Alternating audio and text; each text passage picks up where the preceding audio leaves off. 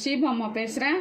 இன்றைக்கி வந்து ஒரு ஸ்வீட் செய்ய போகிறேன். அதாவது சம்பா ரவை இருக்குல்ல, அதில் வந்து கேசரி பண்ண போகிறேன்.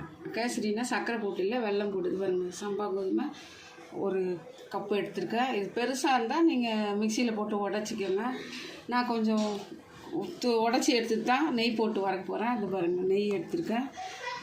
முந்திரி, பாதாம், சன்ஃப்ளவர் விதை, இது பூசணி விதை, தேங்காய் எடுத்துருக்கேன், வெல்லம் எடுத்துருக்கேன். இது பாருங்கள், ஏலக்காய் பொடி பண்ணி வச்சுருக்கேன். கொஞ்சம் ஆயில் கொஞ்சம் விட போகிறோம், கொஞ்சோண்டு ஒரு சிட்டிக்கு உப்பு. இப்போ நம்ம வந்து இது எப்படி செய்கிறேன்னு பாருங்கள். இதை முதல்ல நம்ம வறுத்துக்கலாம், வெல்லத்தை கொதிக்க வச்சுக்கலாம். அதெல்லாம் பண்ணிவிட்டு உங்களுக்கு காட்டுறேன். நெய் போட்டிருக்கேன். இந்த சம்பா ரவை கொஞ்சம் பெருசானது பாருங்கள், ரவை போல் உடச்சி எடுத்துக்கிட்டேன். இப்போ வந்து நம்ம நெய்யில் போட்டு நம்ம வறுத்து எடுத்துக்கலாம்.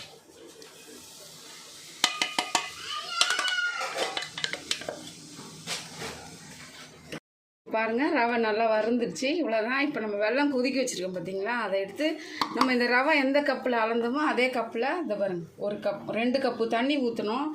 1 கப்பு வெல்லம் தண்ணி கொதிக்க வச்சுருக்கேன், அதை ஊற்றிடுறேன். இன்னொரு கப்புக்கு வந்து அதே கொஞ்சம் வச்சுருக்கேன், அதில் கொஞ்சம் மீதியாக இருக்கிறத நம்ம வந்து தண்ணி ஊற்றிக்கலாம். வெல்லம் வடிகட்டியிருக்கேன், இதில் திப்பிலாம் இருக்கும். அது போல் நம்ம கரெக்டான அளவுக்கு தண்ணி சேர்த்து இப்போ நம்ம அதில் கொட்டிடலாம். 1 கப்பு ஊற்றிடுவேன், 2 கப்பு, அவ்வளோதான் இதனுடைய அளவு. 1 கப்பு. ஏன்னா இது வந்து சாதாரண ரவை இல்லை, சம்பா ரவை. கொஞ்சம் வேகணும், இன்னும் கூட ஒரு 1/2 கப்பு ஊற்றலாம். இது வெந்த பிறகு நம்ம வந்து நெய்யில் அந்த பருப்புங்க, தேங்காய்லாம் வறுத்து இதில் கொட்டலாம். இதுக்குது அதில் நான் ஏலக்காய் பொடி பண்ணி வச்சுருக்கேன், அதை 1 ஸ்பூன் சேர்த்துக்கிறேன், அவ்வளோதான்.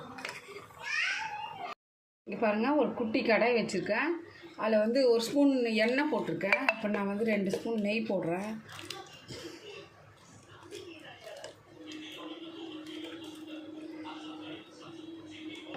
அவ்வளோதான். மறுபடியும் வேணும்னா நம்ம வந்து போட்டு கலரிக்கலாம். இங்கே பார்த்தீங்கன்னா நம்ம வெல்லம் சேர்த்தது, இந்த ரவை வந்து நல்லா வெந்தாச்சு. இப்போ நம்ம நெய் போட்டிருக்கோம்ல, அதை அந்த முந்திரியெல்லாம் வறுத்து இதில் சேர்க்க போகிறோம். நம்ம இப்போ நம்ம எடுத்து வச்ச இந்த முந்திரி பருப்பு எல்லாத்தையும் இதில் சேர்த்துடலாம். சேர்த்துட்டு லைட்டாக வறுத்துக்கலாம். இதுலேயே கொஞ்சம் நம்ம எடுத்து வச்ச தேங்காய் துருவல் இது அதை கொஞ்சம் போட்டு ரொம்பவும் ப்ரௌன் ஆக்காதீங்க, லைட்டாக பண்ணிவிட்டு எடுத்து கொட்டிடலாம். நம்ம எடுத்து வச்ச தேங்காய் துருவலை இதில் சேர்த்துடலாம். கொஞ்சம் வறுத்து போட்டோம்னா நல்லாயிருக்கும் டேஸ்ட்டு. அப்படியும் போடலாம், வாசனை வந்துடக்கூடாது. ஒரு நாள் ஃபுல்லாக இருந்ததுன்னா அதுக்காக இப்படி வறுத்து போடுறோம். அவ்வளோதான். நம்ம ஆஃப் பண்ணிடலாம். ஆஃப் பண்ணிவிட்டு அதில் எடுத்து கொட்டிடலாம். இப்போ பாருங்கள், நம்ம வறுத்தது எல்லாத்தையும் இதில் சேர்த்துக்கலாம்.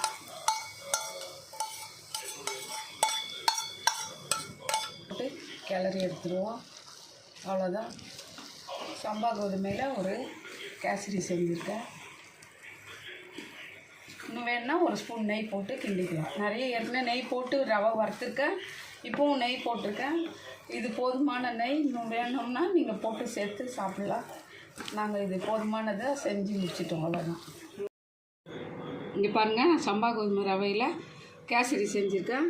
எப்படி வந்திருக்கு பார்த்தீங்களா, சூப்பராக இருக்குது. வெல்லம் போட்டு செஞ்சுருக்கேன். சர்க்கரை போட்டு செய்கிறதுனாலும் செய்யுங்க, கொஞ்சம் ஹெல்த்தியாக இருக்கும்னு சொல்லி நான் வெல்லம் போட்டு செஞ்சுருக்கேன். இது பாருங்கள், எங்கள் மருமக சாப்பிட போகிறா, எப்படி இருக்குதுன்னு சொல்லுவாள். சூப்பராக வந்திருக்கு. டேஸ்ட் நல்லாயிருக்கு, ஸ்வீட்டு நல்லாயிருக்கு. அந்த தேங்காயோட கடிக்கும். ஆமாம், நல்லாயிருக்கு. இந்த பருப்போடு கடிக்கும்போது சூப்பராக டேஸ்ட் நல்லா வந்திருக்கு. இது போல் நீங்களும் செய்யுங்க. 2026க்கான தமிழ் புத்தாண்டு வாழ்த்துக்கள் உங்கள் எல்லாருக்கும். அதுக்காக செஞ்சுருக்கேன். பிள்ளைங்களாம் லீவில் இருக்காங்க, அதுக்காக செஞ்சு கொடுத்துருக்கேன்.